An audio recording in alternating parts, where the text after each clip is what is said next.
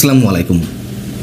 বিএনপির শীর্ষ নেতা তারেক রহমান মন্তব্য করেছেন, নির্বাচনের সুনির্দিষ্ট দিনক্ষণ যে কেন ঘোষণা করা হচ্ছে না তা স্পষ্ট নয়। কিন্তু এই সরকারের সময় যে নির্বাচন খুব সহজে আদায় করা সম্ভব হবে না তা অনেকে স্পষ্ট হলেও বিএনপি কেন স্পষ্ট হতে পারছে না সে প্রশ্ন অনেকের।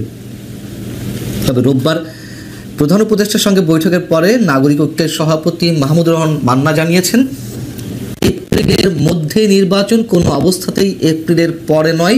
এই মন্তব্য নাকি প্রধান উপদেষ্টার। তিনি জানিয়েছেন তিনি ক্ষমতা দীর্ঘস্থায়ী করতে চান না। আচ্ছা, এপ্রিল কেন?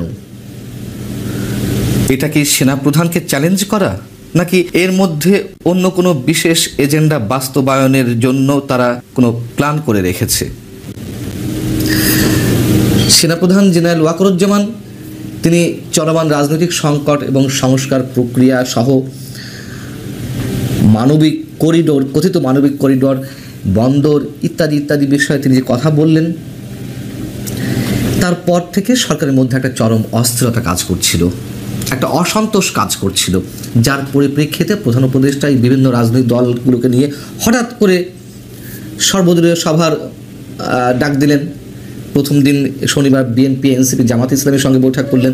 তারপরে পরবর্তীতে এসে রবিবার আরও 20-30 রাজনৈতিক দলের সঙ্গে তিনি কথা বললেন। এর আগে তো বিএনপি সময় চেয়ে প্রধান উপদেষ্টার সাক্ষাৎ চেয়ে 4 দিন ধরে পাননি। হঠাৎ করেই ডাক পড়ল, এবং ডাক পড়ল কিসে? শনিবার। কাদের সঙ্গে? জামাত ইসলাম এবং এনসিপি। এখানেও বিএনপিকে কতটা খাটো করা হয়েছে সেটা কি বিএনপি বুঝতে পারছে? প্রথম দফাতেই 3টি রাজনৈতিক দল, জামাতকে তাও অ্যাকসেপ্ট করা যায়, অন্যতম বৃহৎ রাজনৈতিক দল, যেটি বাস্তবতা। কী কারণে এনসিপিকে একই দিনে বিএনপির সাথে? সে যাক, বিষয়টি হচ্ছে যে বিএনপি কী দাবি জানালো, নতুন কিছু নয়, এটিও সরকারের জানা। জামাতে ইসলামী যা জানিয়েছে, এনসিপি তাদের মতো করে জানিয়েছে।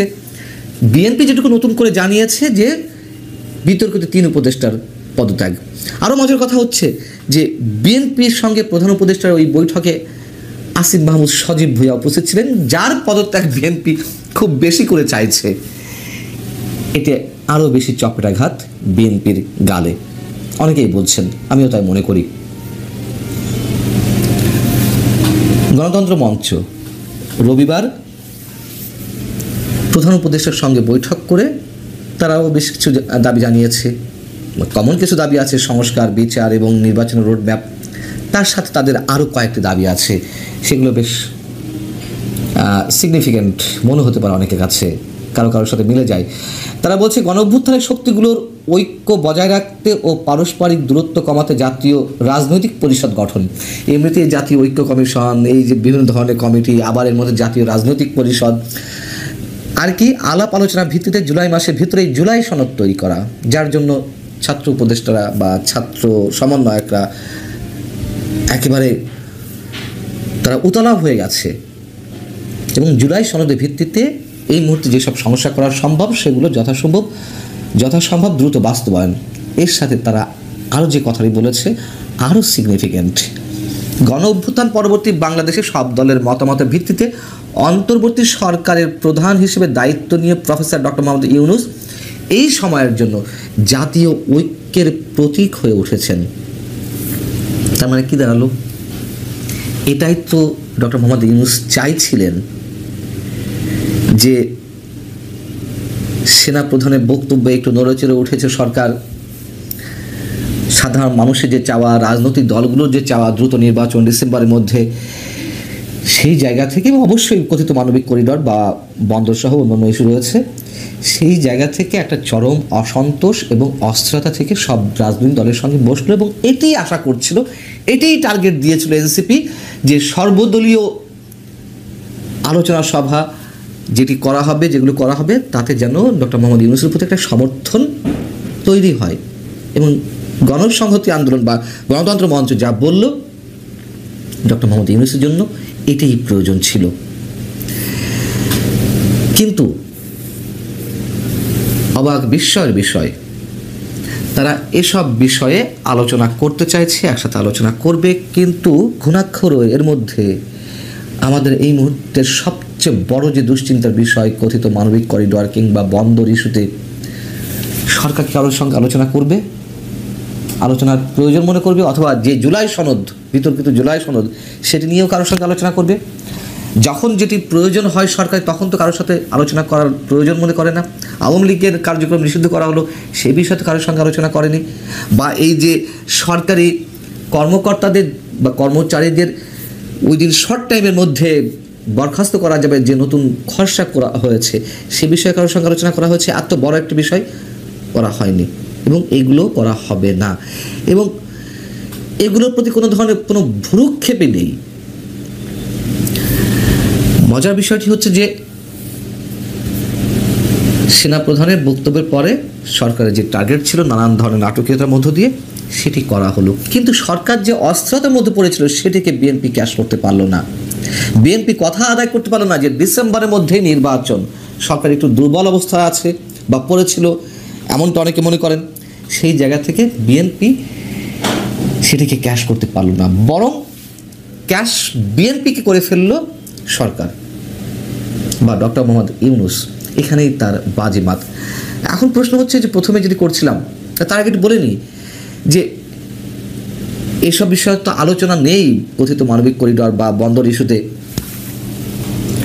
প্রেস সচিব জানিয়ে দিয়েছেন যে বন্দর আমরা দিব, পরিচালনার জন্য কারো হাতে তুলে দেওয়া হচ্ছে না, সেই গতানুগতিক কথা। এবং একই সঙ্গে শনিবার 3 রাজনৈতিক দলের সঙ্গে বৈঠকের পরে প্রেস সচিব এও বললেন, প্রধান উপদেষ্টা যা বলেছেন তাই, নির্বাচন ডিসেম্বর থেকে 2026 জুনের মধ্যে, এক চুলো নড়বে না।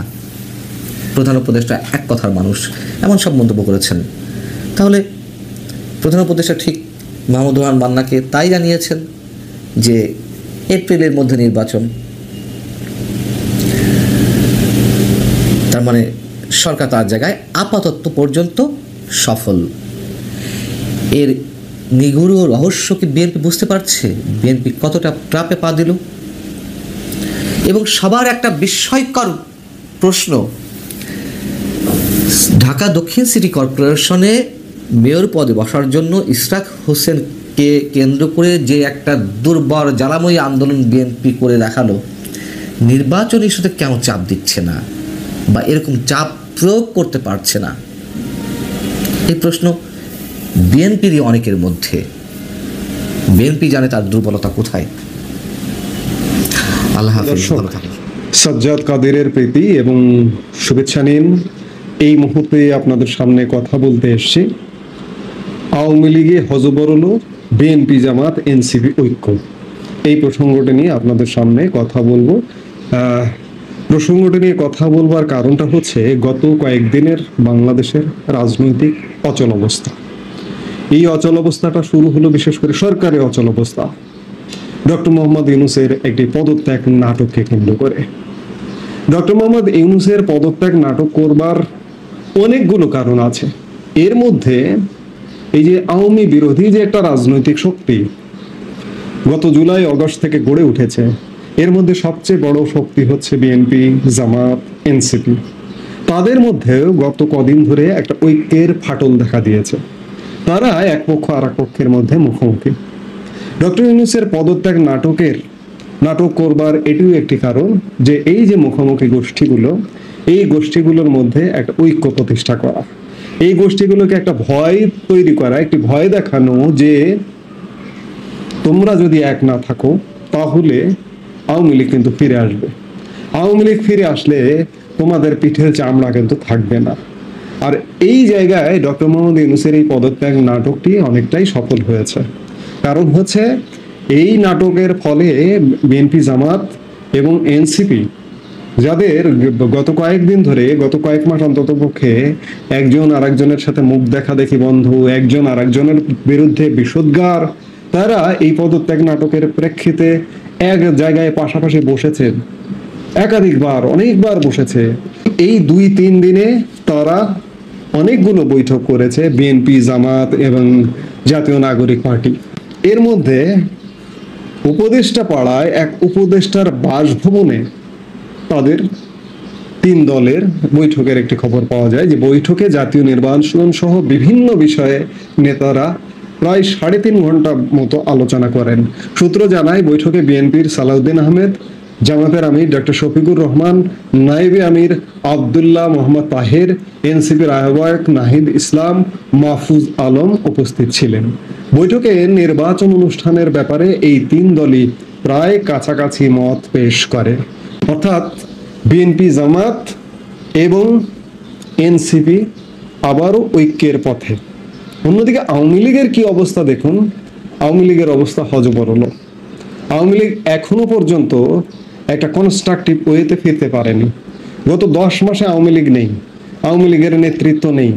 সরাসরি এখানে একটা বিচ্ছিন্ন মিছিল হয়, ওখানে একটা বিচ্ছিন্ন মিছিল হয়, সরাসরি কোনো কার্যক্রমে নেই, কার্যক্রম করতেও পারছে না। করতে গেলেও বিএনপির কাছে বাধাপ্রাপ্ত হচ্ছে, জামাতের কাছে বাধাপ্রাপ্ত হচ্ছে, এনসিপির কাছে বাধাপ্রাপ্ত হচ্ছে, রাষ্ট্রীয় পুলিশ বাহিনীর কাছে বাধাপ্রাপ্ত হচ্ছে, যার কারণে সরাসরি কার্যক্রমের অবস্থায় আওয়ামী লীগ নেই।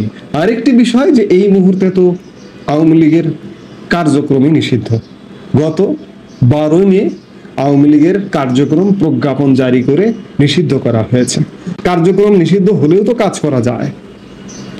জামাত বাংলাদেশের স্বাধীনতা বিরোধী দল, এই জামাতের কাছে গিয়ে শিখুন যে আন্ডারগ্রাউন্ডের থেকেও কার্যক্রমের মধ্যে যথেষ্ট নিয়ন্ত্রণ আরোপ থাকলেও বিগত 16 বছরে জামাত কিভাবে কাজ করেছে সেটি যদি দেখেন, সেই কাজটা করতে পারবেন না। আওয়ামী লীগ এই কাজটি করতে পারবেন না। আরো দেখুন যে এই যে গত কয়েকদিন অচল অবস্থায় কি হলো। গত কয়েকদিন অচল অবস্থায় বিএনপি, জামাত, এনসিপি ঐক্য হলো, আওয়ামী লীগের নগ্ন রূপ বেরিয়ে এলো। আওয়ামী লীগের নগ্ন রূপ কিভাবে বেরিয়ে এলো? আওয়ামী লীগ একটু যদি সুযোগ পায় আবারও সেই আগের স্টাইলে, আগের বিতর্কিত লোকজনগুলোকে নিয়ে ফিরে আসবে।